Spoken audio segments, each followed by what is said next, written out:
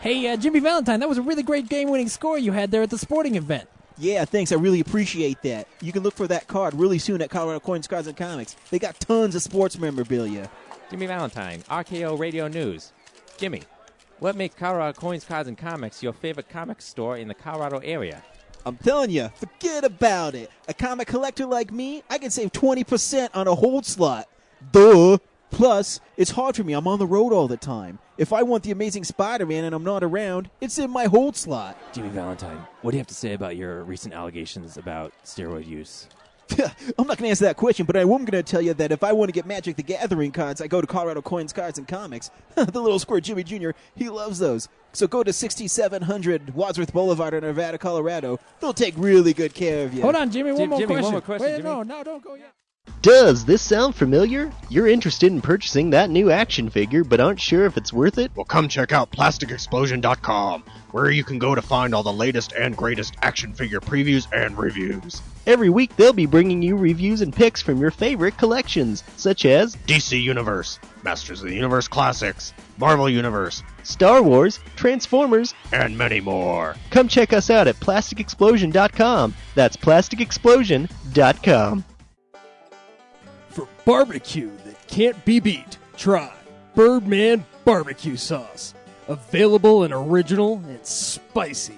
These robust, full-flavor sauces have the awesome power to kick your taste buds in their face. And for that smoking taste on everything you eat, try new Birdman Smokin' Rub. Caution! Meat left unrubbed may suffer from flavor performance anxiety. You can pick up Birdman Barbecue at local area Ace Hardware stores, Ruff's Barbecue in Golden, and the Danny Cash Hot Shop off Broadway. You can also like us on Facebook at Birdman BBQ.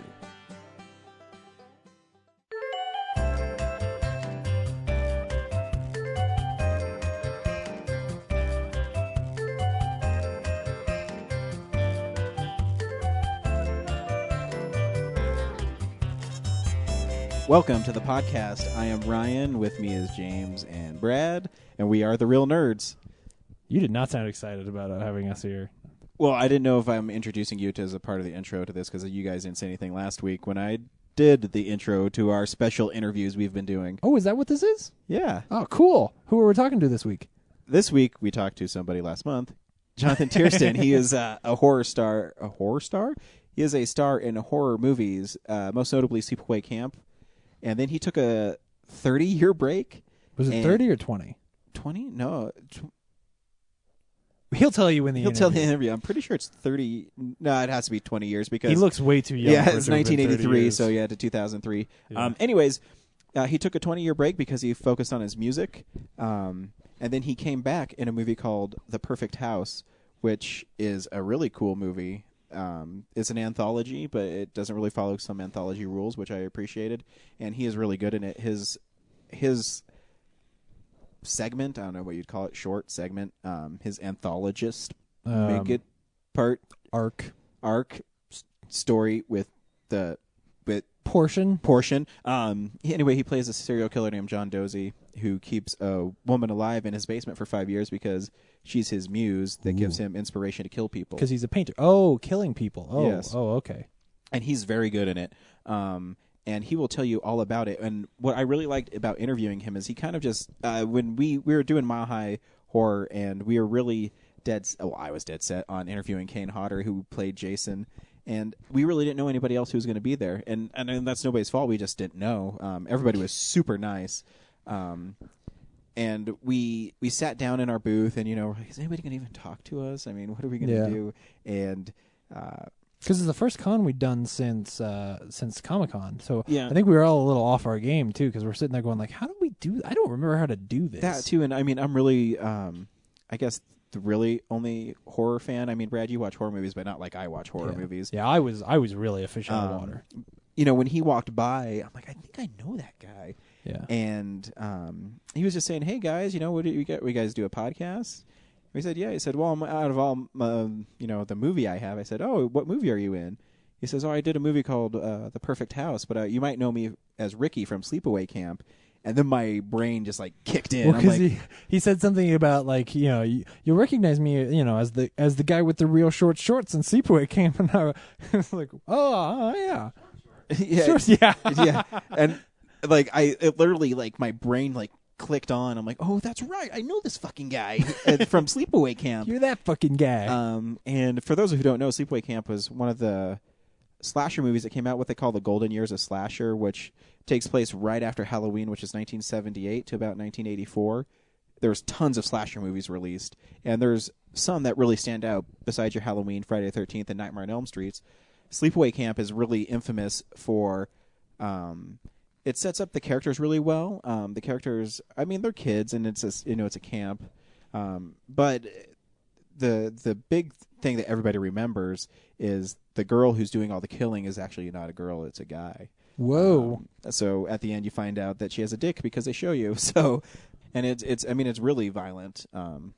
It's really weird watching those movies now because they're definitely not as violent as a Red Band trailer for Evil Dead. Yeah. So that's what's really fascinating to me. And it's really hard to find Sleepaway Camp now. They released a DVD set that I used to have. I don't know what I did with it. It was called the Sleepaway Camp Survival Kit, and it had all 4 Sleepaway Camps in it. Wow. And now if you go on Amazon, it's really rare. It's like an $80 set. Did every movie end with somebody revealing they were actually a man the whole time? No, or because they had a penis in a weird part of their body. her name's his name's Angela. His. She reappears in the 2 sequels that took place a little bit afterwards. But I remember the reason I wanted to get the set wasn't for the first one because I didn't know anything about Sleepaway Camp. Mm-hmm. But the second one had a poster where this girl had a backpack on, and in her backpack she had a hockey mask, a machete, and Freddy's glove. Oh, so that's kind of interesting. And then when I watched the first one's by far the best one. Yeah.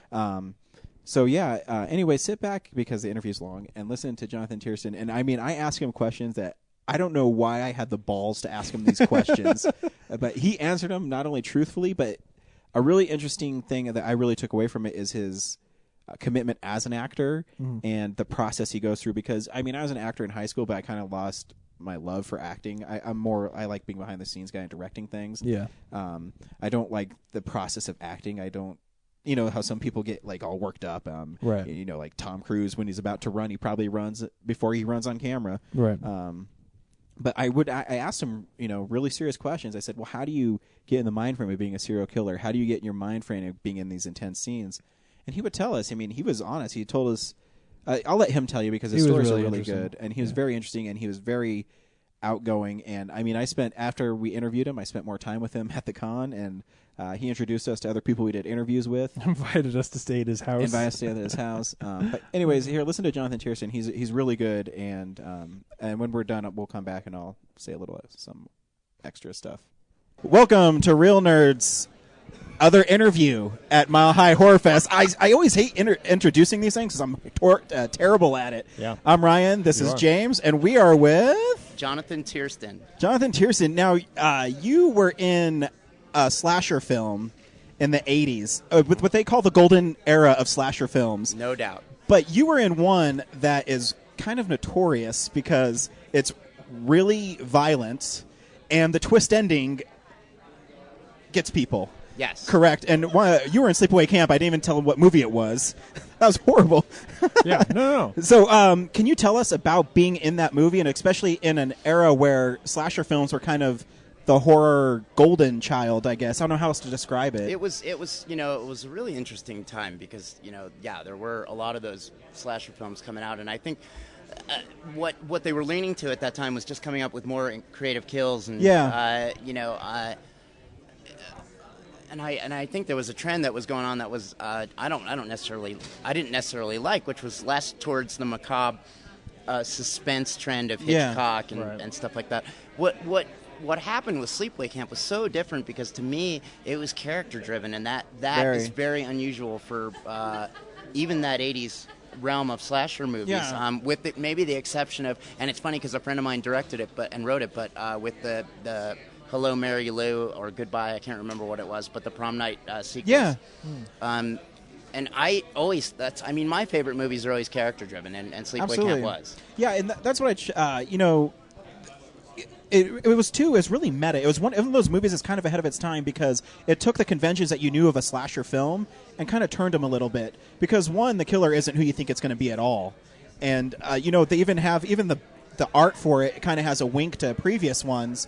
But the shoe with the knife going through it, and I just love that stuff, and I love that era. Is there any cool stories you can tell us about being an actor and how hard it is to wear short shorts or something? Well, to be completely frank, the short shorts were mine, and that was that was the fashion of the time. There was just no. I auditioned in that Tequila Sunrise shirt and those shorts. And they liked what you're wearing so much, that's your costume for the movie. Apparently, my mom used to get really mad because I was walking around Manhattan dressed like that. She thought I was going to get raped. But I kid you not. And so,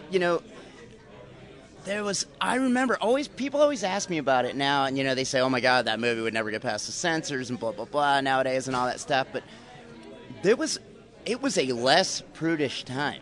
Really? Oh, yeah. Yeah. I mean, I remember reading it and going, that's weird. Because I was the only one that had the entire script. Huh. Not even Felissa had the entire script initially. I mean, she knew what happened, but I had the whole shooting match, as it were.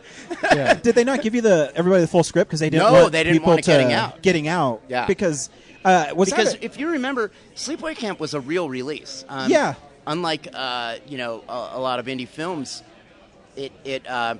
what happened was it was released. I think it was somewhere in Texas and a couple other places, and it beat Yentl on its opening weekend and Amityville 3D. Wow. Yeah, and so that's when UFDC released it nationally in whatever it was, 1,500 theaters. Sure.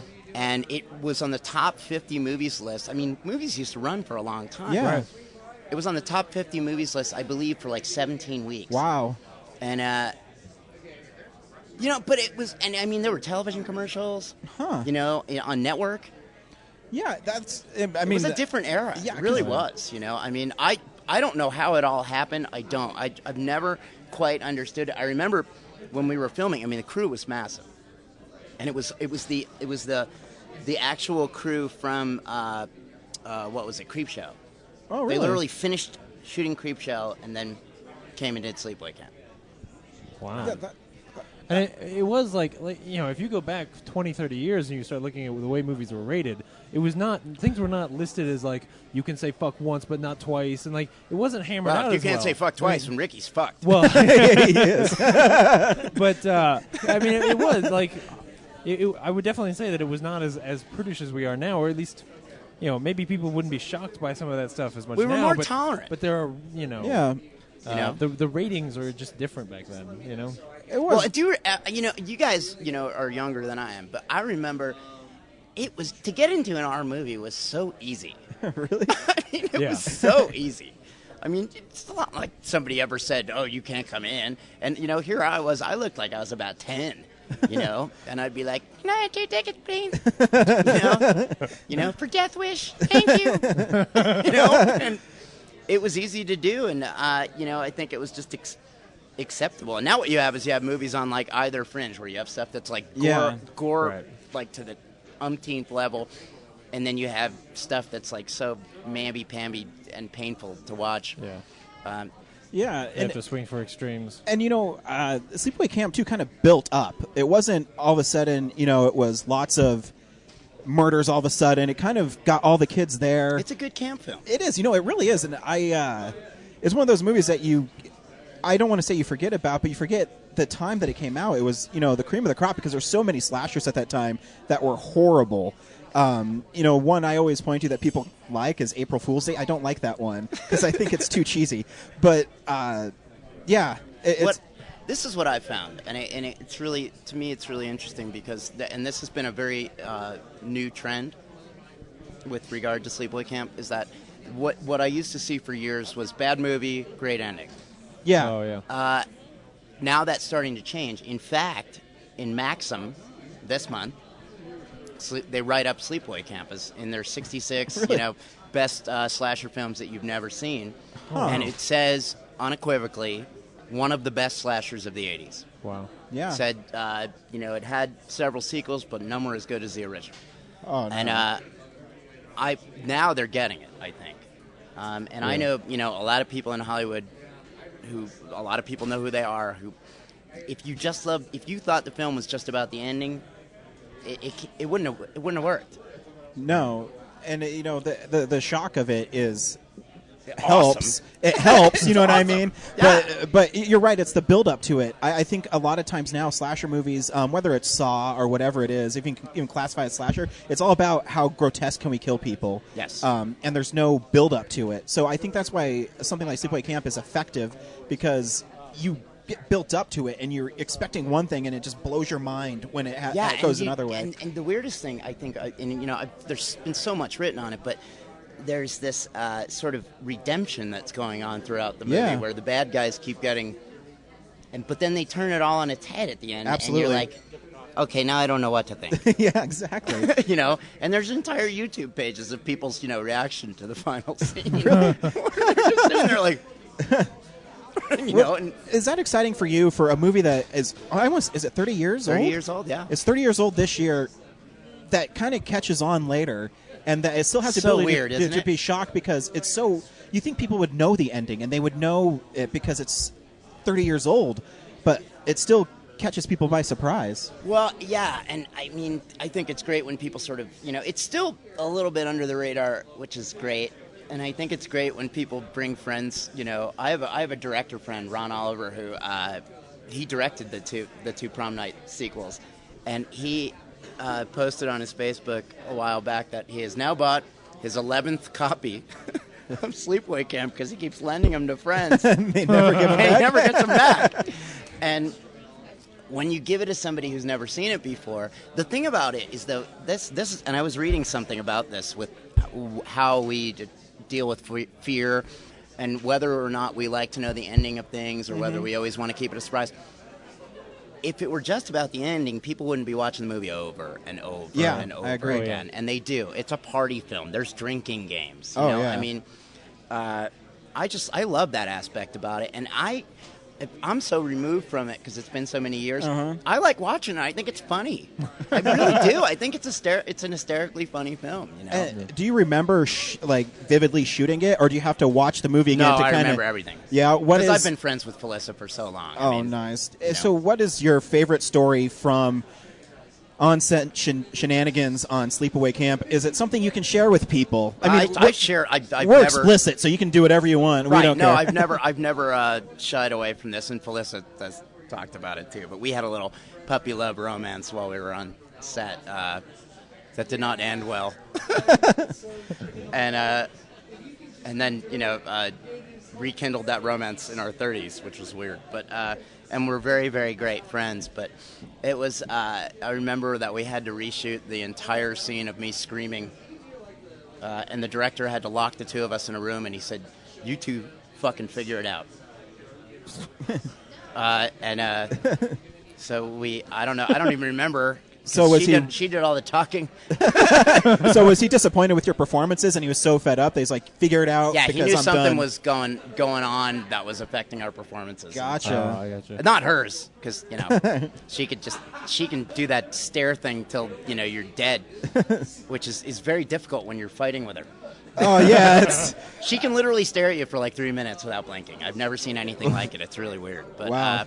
We always laugh about it because in real life, my relationship with Felissa is she does the talking, and I do the listening. I think that's true for most men and women. Yes, It's, yes. And I mean, she's such a she's filming Dead TV now, and she's with Eric Roberts, and her career's going gangbusters, and she's got 3 beautiful kids, and awesome. yeah.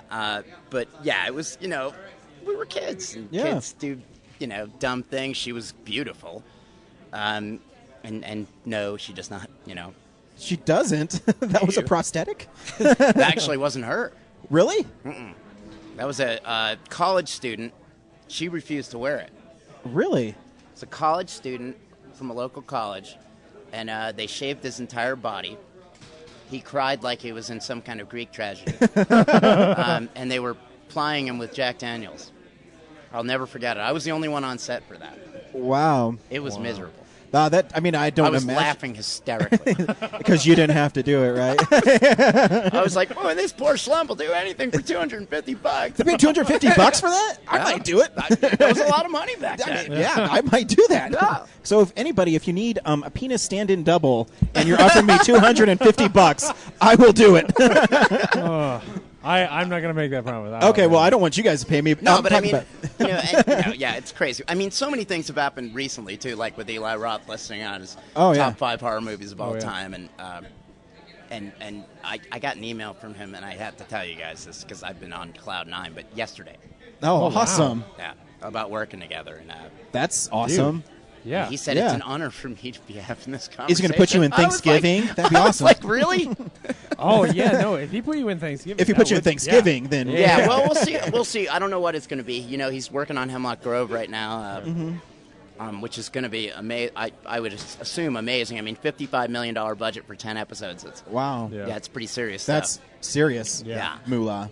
And I've been, talking with Brian Whitten, who I grew up with, who just wrote, and produced Chernobyl Diaries with Oren Peli. Oh, yeah. And, in fact, my mom ran into his mother in the supermarket today, which is very strange. But, so I guess getting back to your question, to see a movie that keeps getting bigger every year, not smaller, it's pretty great. Yeah, that's going to be fun. Considering I quit the business for 20 years and, only got back in, 3 years ago, and now The Perfect House is coming out. And so. Oh, is that your next movie down the pipeline? Can you tell people about The Perfect House? Oh, yeah. Well, firstly, it's the first movie to star both me and Felissa that's outside of the Sleepaway Camp franchise. Awesome. And I just won Best Actor in a Feature at the Underdog Film Festival. Even better. Congratulations. And got nominated at Scarlet Waters Film Festival for the same. Awesome. And so, I thought I would have more ring rust, but and it's an anthology, and it's sort of an homage to the history of horror. There's 3 different stories. One starts in the 60s, and so it's shot in a sort of Hitchcock way, and then the second one is an 80s horror slasher, and then the last one is more like a Saw film. And it's really, everybody. That sounds really cool. Yeah, Jeffrey Reddick loves it. Is each film kind of have the aesthetic of the area you're talking about, where the 80s might be a little more. It almost looks suspense. black and white. Yeah. And the score follows the same thing that's too. awesome. It's really amazing. And the cinematographer, a guy named Tal Lazar. From Israel was just incredible, and so the lighting on it is just amazing. And so there's a little less gore in the first one, and then a little more gore in the second one. Yeah. And there's a backstory that ties it all together.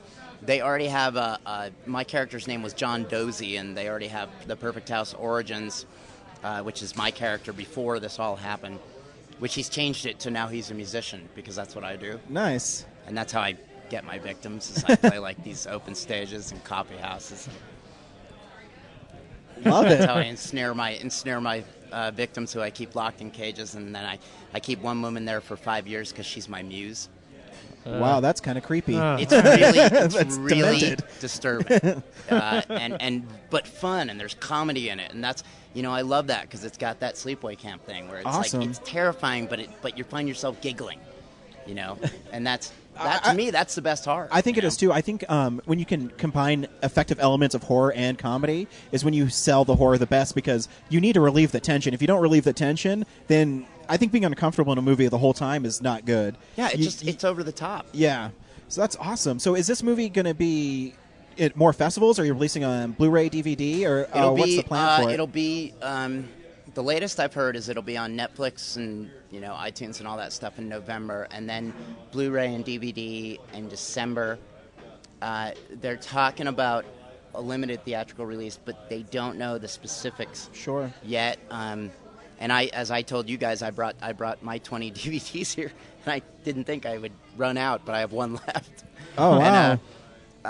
And it's because like the first moment I was here when Jeffrey Reddick said, he said, "Jonathan, you were brilliant in that movie." That's and awesome. I was like, and I know Eli Roth saw it too. And that's got to make you feel good, because you said you took a 20-year break, yeah, and that you came I was right a musician back in for 20 years. And you came right back in. And is this your and you've won awards, and people are saying you're great. It's crazy. That's cool. I feel very, very lucky. I have a family and a home life, which I think has helped a lot. It gives me a sort of solid base.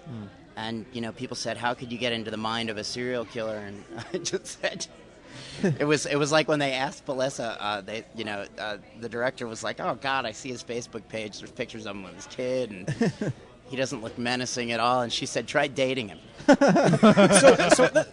I ask you a question about acting then? Is it hard, because you're such a nice guy, to turn into that kind of character or is it very easy for you because it's just the opposite of what you do? I found it incredibly easy. Really? Yeah, it's, I always say we're monkeys with paperwork. At our base is instinct. We want to kill, eat, and have sex. And, this character, there's a certain freedom in that. Yeah. He's a psychopath. There's no question. But that's what psychopaths are. I mean, if you look at Eric Harris, from Columbine, I mean, he didn't have the same governors that we have that prevent us from doing these things that maybe in our heart of hearts we want to do. Sure. I thought when I had a regular day job, I thought about killing my boss every time I went to sleep. And, I followed through. It wasn't like one of those dreams where you don't follow through. I mean, I crushed his larynx. I shot him in the head. I, tore his arms off. I mean, I'm not going to kid you. I mean, there's a reason I'm in horror movies. Yeah, so is that is that the place you go to for your motivation for your character? Is, if I didn't have a filter, this is what I would do. If I didn't have a moral conscience, then I think so. I would just It snap. has to come from you, though. It has to have your own sort of, when you at your worst, and it always has to come from inside out. It can't, you can't like look at another guy doing it. People are like, oh, you look like Dexter, and I'm like, oh, I don't know what goes on in Dexter's mind, so Sure. I can't do Dexter. I can't imitate somebody. You have to start from the inside out, and I mean that does take some work. I'm a method actor. I went to NYU as an acting major, and it's just, to me, it seemed like, I did look up some old acting exercises from Uta Hagen, who I did an after-school special with way back when. But, if it comes from inside out, but I think I have I know I have a lot of rage inside of me, and that's why I'm funny. Yeah. And that's why I play music and write music. Yeah.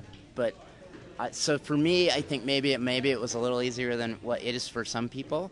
I do consider myself to be a friendly, caring guy, but again, I'm not sitting in a trench, at Normandy. Sure. Do you also have to build yourself up to do it, though? I mean, because, oh my God, yeah. Because there's also, I'm guessing as an actor, because I was an actor in high school, but I couldn't get into it like someone like you could, because for me, for a killer, you can't just be, one-dimensional and want to kill people. You kind of have to develop some sort of sympathy for you. Right. Would you agree? Or absolutely, I don't know, you have to go. You have to go all the way to the extreme and then pull it back. Mm-hmm. And then you have that inner life working, and that's what makes it fun. Is when it's simmering. Sure. And all the best killers that we've ever seen in the movies we really love. Your Freddy Kruegers. There's so many. Like, to me, it's Norman Bates. Norman Bates is the guy where he's Yes. a good-looking guy. Perfect. He's Example. very mellow, but he always has those little lines. Everybody goes a little mad sometimes. In the Perfect House, John Dozy only loses it once.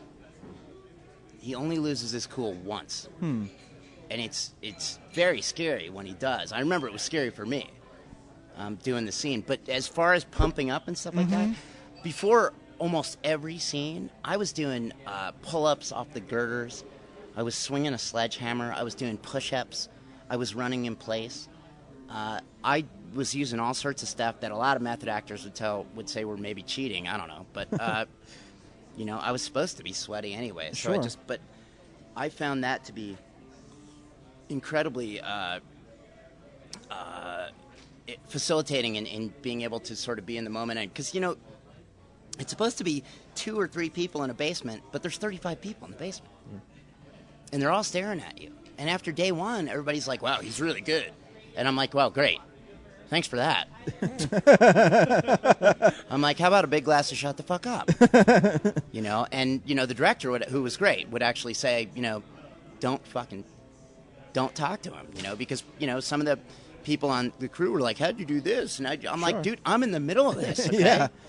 You know, my wife would text me every morning, we're fine, knock 'em dead. That was it.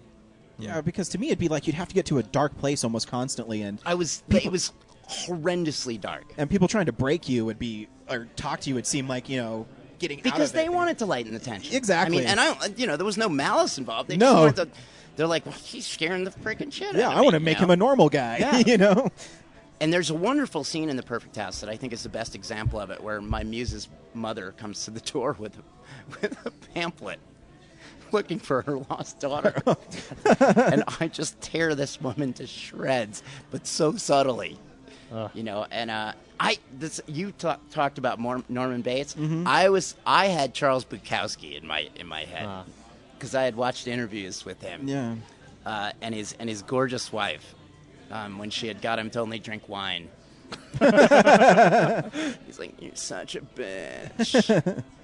What? Who were you with last night, you whore? And that's what I was. So I did it in a simple acting exercise, which was I wanted to be a mosquito. And so when you watch The Perfect House, you can be the judge, but that's what I wanted. I'm really excited to see it now. Yeah. Well, because I remember that De Niro was a monkey in a Taxi Driver. That's what he was using. Really? And if you watch it, like especially the scenes in the mirror, it makes perfect sense. Yeah, you know, you just kind of blew my mind right now. I got to rewatch Taxi Driver. I'm like, I see it. I see the simian in him. Yeah, he was a monkey. And I love that because we're monkeys with paperwork. And for me, because I'm kind of I think you guys can gather from the interview while I'm dominating, I'm but I also can be very. I always love that. You know who I love for that? Robin Williams. Oh yeah. And people always say that I'm somewhere a cross between Robin Williams and Steve McQueen, but because Robin Williams, it's there's that frenetic energy that's absolutely nuts. But man, when he acts, he's like locked. Yeah. Yeah. And in Good Will Hunting, he just seems so calm and that's not his normal demeanor, but that's in him. Yeah. Right? And I love that. That's what I love about acting, because you can find things about yourself that you don't know, and you couldn't normally do. Yeah, I think that's awesome that you can find that, because I could never do it. I mean, I think it's fun to go up and act and be goofy, but to actually find the depths of a character and find that's terrifying. Yeah, And as Derek Jacobi says, it has to be a need to. It can't be a want to. We do. We wouldn't do this. Nobody would. Yeah. I mean, it's because mostly it's people telling you that you suck.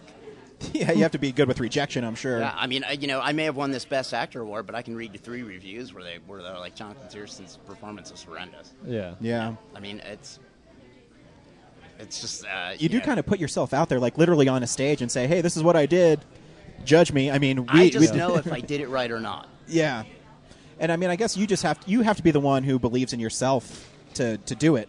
Well, you know when you're in and when you're out, when you're working. Yeah. I could. I'm not going to tell you guys because I don't want you to know. But I, seriously. I mean, but I know that the scenes where I was like, oh God, I was reaching for a line. So is it hard to watch yourself on a movie screen after you've done the process, and because you don't get to choose the performance that's on screen? Nope. And is there times when you watch it and say, hey, that's not the choice I made, and that's not the one I would want to be on screen, or do you usually happy with how movies turn out?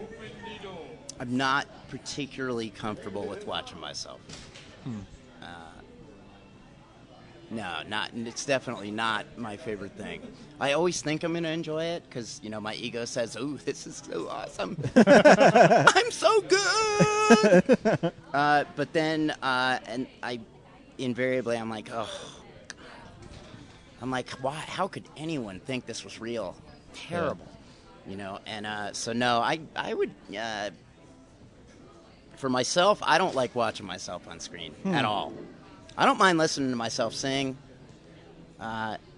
but I don't like watching myself on screen. The singing is a bit more honest, I would imagine. Like with the Well, acting, with the acting, you can see behind the curtain. Like you know that it's not real, whereas the rest of us are. Well, I know like, those wow. moments where I'm in and out. Yeah, I know that. Oh, yeah. You know, when I see a moment where I'm really in, I'm like, wow, that's great. That's fun to watch. Right. So maybe I'll watch that 3 seconds. for over and over in a loop. Yeah. Yeah. I mean, I do the same thing with the singing too, though. I mean, we're all our own worst critics. Yeah. It's just that's human nature. And I always say to people, I'm like, you'll reach for whatever you can reach for, because it's you're never gonna do all of the things that you ever wanted to do, but whenever you're doing one thing, just freaking do it. It's like Jack Palance and the cowboy movie with Billy Crystal, What's the Secret to Life? This. And it's just about whatever you're doing, do it. If you're doing an interview with you guys, if you guys have a website, if somebody washes cars for a living, or works at the checkout counter at the supermarket, just do it. And I'm really friendly, honestly, with a lot of people at the supermarket. I love these guys, and they, I've been going there for years and years. For years, nobody had any idea that I was in the entertainment industry, but now they do, and so they ask me really respectful and nice questions, and they want to know what's going on, and then I ask them about their lives, and I think that's it. It's just, this whole thing goes by pretty quick. Yeah, I guess, too, as being an actor, it's probably hard, too, because do people mistake you for who you are on screen as how your real-life persona is, and they expect you to walk in with short shorts and... I would if they asked. Really? I have great legs. I'll take your word for it. You're wearing pants today, but you know what? It's rare that I wear a shirt. Trust me. You can see my Facebook. They can't hear us on here, see us on here. So wow, you look great. Your legs are tell fantastic. them I'm 350 pounds and bald. 350 pounds and bald, which could be no more further than the truth. But, no, it's yeah. I think there's definitely some. I've had stalkers and weird fan people who are like, get mad when I, say that I don't know if Sleepaway Camp 3D will ever be made, And I had one guy the other day, and then he's like, "You look gay," and I said, "Thank you." That's brutal. Actually, no, he said, "You look half gay," and I said, "Thank you," and then he said, "Are you half black?" And I said, "I'm running out of halves."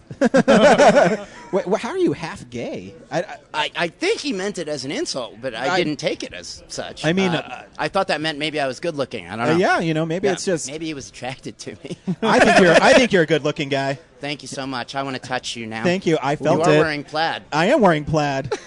See, but so I must be half gay too. I think, yeah. I mean, obviously, there's people who have a very rich fantasy life. Yeah. Who watch movies and think that you're the character in the films that you play. But that's got to, I guess, in a way, too. That means you did a good job if they believe you enough. It's just, there's a reason I continue to live in Colorado and not L.A. Oh, you live here? Oh, really? I do. That's awesome. I live with my family in Fort Collins, which another actor lives there, too, John Ashton. Yeah. And, I probably miss out on some work because I'm there? Maybe. But you live in a great town. We live on an acre, with a wraparound porch and a beautiful patio and 4 dogs. And that's awesome. 4 dogs, a cat, and a fish named Nutcracker. But it's, it's a very paradisical existence, and I have great friends in Los Angeles, who will always let me, bunk up, as it were.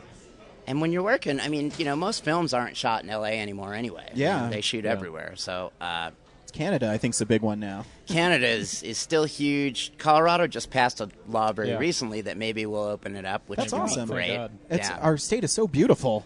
Well, it's really sad that they're not shooting more stuff here because it's there's still so much open space here that you could really do some intense. You could open up a movie warehouse or soundstage. Well, and I think it's John Hickenlooper who's pushing that, and it's funny because I've known him for 20 years, but he's very much involved in the arts and that's awesome and stuff like that. And so I think can you think of a better place to shoot films? No. I mean, I'm biased because I love Colorado. Well, but, it's so amazing. Yeah, it is. I mean, we live. It's just such an amazing place. Were you born in it. Colorado? No, I'm a New Yorker. You Oh, are. yeah, you wow. did tell us that. Yeah. That you were going to get raped on the streets of Manhattan, according to your mother. So, so hopefully you won't get raped on the streets of Fort Collins because Yeah, I don't see that happening. I don't see that happening either. He went to school up there, and we always want to go to Raising Cane's, the chicken strip place. Yes. And love it. See, you guys got to come to my house, though, because it's better, because I start to grill, and then... Well, if you're inviting us to your Yes. house, Jonathan, you can come to my house. You guys can do interviews. You know, you can interview my kid. Awesome. But actually, what I'm thinking about doing, honestly, next year, because of this plot of land that I have, is I want to start doing some house concerts, because they've done, I've gotten pretty regular airplay on NPR and KUNC and stuff like that, and I have 7 CDs out, and I thought, what an idea, because I was looking it up. I was contacted by a guy named Drew Ekman, who was the editorial director for Newsweek for 30 years, and he does these concerts in Jersey on a lake. And, I mean, he's had, incredibly famous people play at his house, but they play in the house. Yeah. I'm like, I live in Colorado on an acre with cool neighbors. We could do these concerts, early evening with a stage at my house. That'd be awesome. Yeah, I mean, how fun. Be like a mini festival. Yeah, I mean, just unbelievable. And I have another friend who has 5 acres right in the foothills. I mean, I love this idea, and it would, I'd be able to perform too, but not have the rigors of the road, which I don't miss. What kind of music do you perform? Or well, there's I sadly have to go to a lot of the write-ups, but people have said if you like Van Morrison, if you like David Bowie, if you like awesome. Jeff Buckley, Cat Stevens. so you're kind of like a folk pop, I guess. Yeah, that's what I'd call it. Lack of a better word. Yeah. That's awesome because Van Morrison and Cat Stevens, I love those guys. Well, I will give you guys a CD, and you can play it on the show or whatever you like. But dude. I also wrote the Yeah. theme song Yeah. to The Perfect House, which is actually Really? it's more metal edged because So it is you're- a horror movie. So Or you're it pretty doesn't start with just some folk tunes. So in you're it. diverse, is what you're saying. You could do anything. Yeah. Well, yeah, I mean, vocally, this is what I was doing for 20 years when I quit acting. I mean, Huh. Yeah. I sing in 4 octaves, and Really? Wow.